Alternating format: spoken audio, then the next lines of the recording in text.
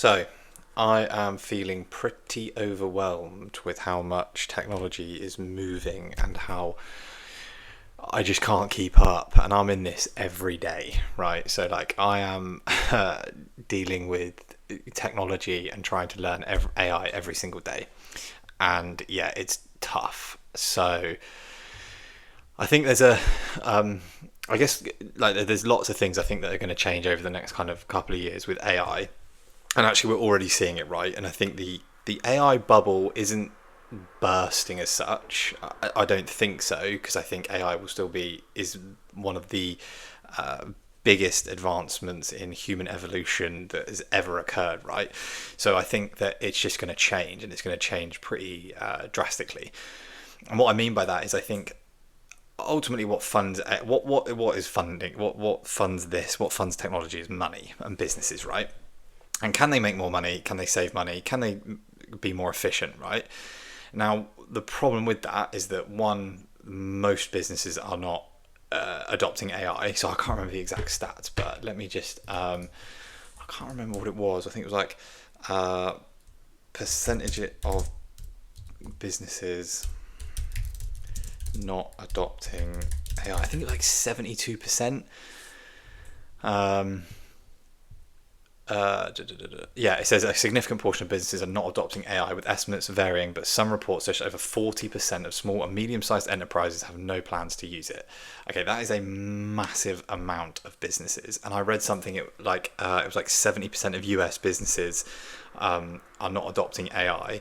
But what's even worse than that, and there was a stat around the, I think it was, there was a stat that was like 50 or 60% of businesses that are adopting AI are not seeing a return on investment, or are not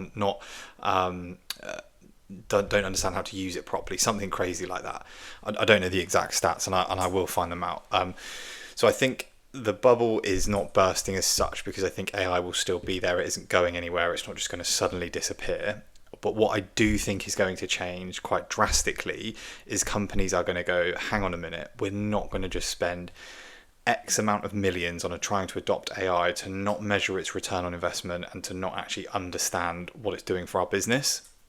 So I think as we kind of continue on this crazy AI tech journey, where technology is moving at such an extreme pace that it is overwhelming to even someone like myself who's in this day in, day out, it's actually really overwhelming to even try and keep up. The saving grace is that, if I'm struggling to keep up as someone in this remit and in this sector, then businesses and companies who aren't adopting AI are so far behind. So there's obviously a big opportunity for those businesses to catch up anyway. And that's kind of a bit of a saving grace. It's like, well, even if I know 20%, that's 100% more than most companies, right? And that's kind of what I use as my logic, is like, if I just keep going with this and keep trying to help businesses understand it, then I'm going to be in a good place, right? So again, I talk about this a lot on the channel, which is all around business value and getting value from what you're doing. It seems as if in this AI era, where businesses are forgetting that point of like return on investment and what that looks like, and they just are going, well, it's AI, so we must have it. And it's almost like completely forgetting business logic around value and understanding, is this right for your organization? So there's a couple of things that I'm doing right now to kind of keep up with everything. Number one is, as I've just mentioned, is business skills. Do not lose sight of, actually, if you are working with an organization or you are a business, it's like, what is your primary objective as an organization? It is to make more money. It is to likely get more clients. It's to scale. It's to save time, be more efficient, reduce risk, all of those things, right, which are really important. And this is in another video. It's what I call the levers of value. And there are 6 levers that you can look at. So it's really, really important to do that.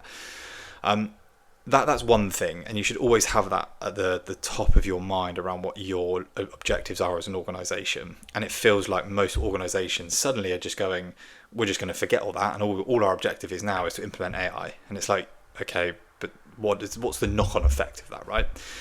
So that's a really, really important part of what I'm doing to kind of keep up to date with things, is do not lose sight of when I'm working with a business, is understanding, okay, what is the objective of your organization right now?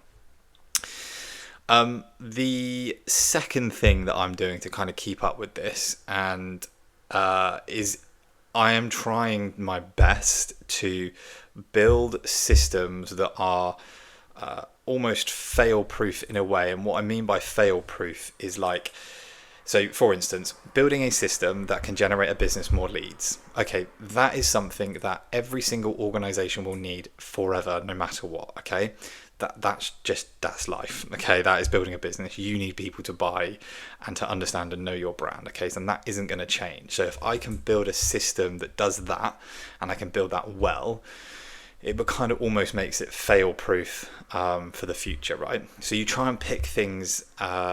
You try and pick areas of a business that you are, that you know a business will always need, right? Lead generation is one of them, right? More customers, more revenue. Okay, that's really important. They're always going to need some sort of marketing. Okay, that isn't going to suddenly disappear. AI can do a lot of creative processes, of course, but marketing is a massive part of business that just you can't ignore it, right? So really focusing on that side of things as well.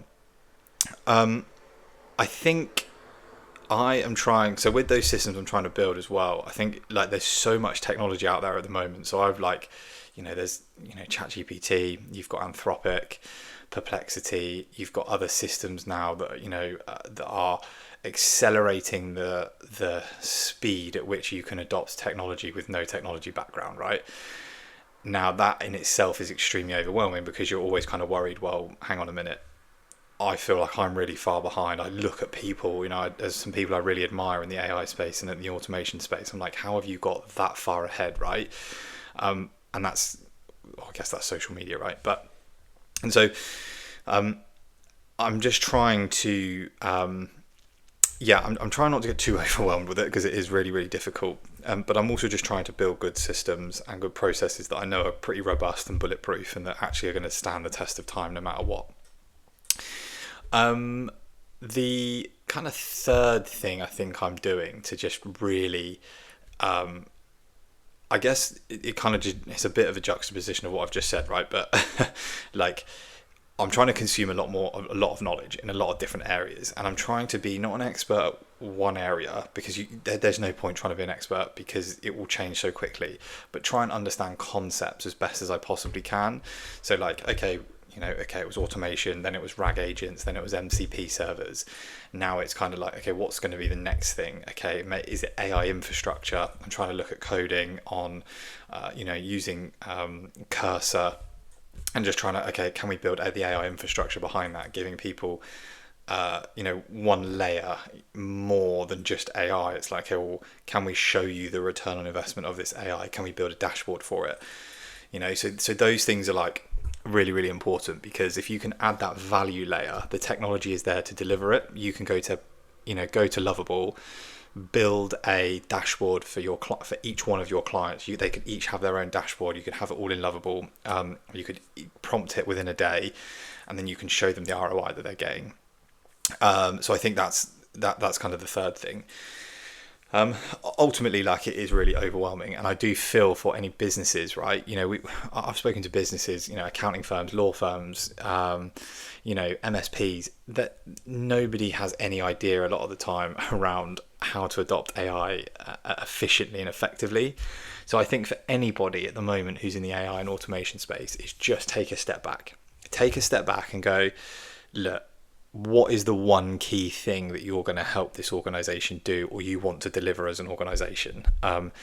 And it will sit within a vertical, and then it's about understanding the best option for that particular business rather than just selling a templated automation or selling some AI automation that has no relevance to that business. I think the next wave is where we're going to see real value, is people that are going to adopt those business skills, and it's not going to be selling AI automation, right? That isn't going to be what businesses want. What they want someone to do is come on board and say, okay, let me map out your AI transformation over the next couple of years and work with you to deliver the best results we possibly can and give you the best amount of ROI. How we do that is going to be different from each organization, right? And how you build that bespoke to that organization is going to be the key thing, because I don't think at the moment the copy and paste AI templates, right, that people are selling to organizations that worked a year ago, right, even a year ago that worked, is now kind of, well, that isn't working. So yeah, ultimately, look, I'm feeling it as much as anyone, right? And I'm in this space 24/7, and I talk to people about this all the time, and even I'm struggling to keep up with just how quickly it's moving. But I know that if I stick to kind of the core things, which is, ultimately it's people, process, and technology, right? So making sure you're building great relationships with people, making sure that they are always in the loop with what's going on, making sure they've got good processes, and then look at the technology.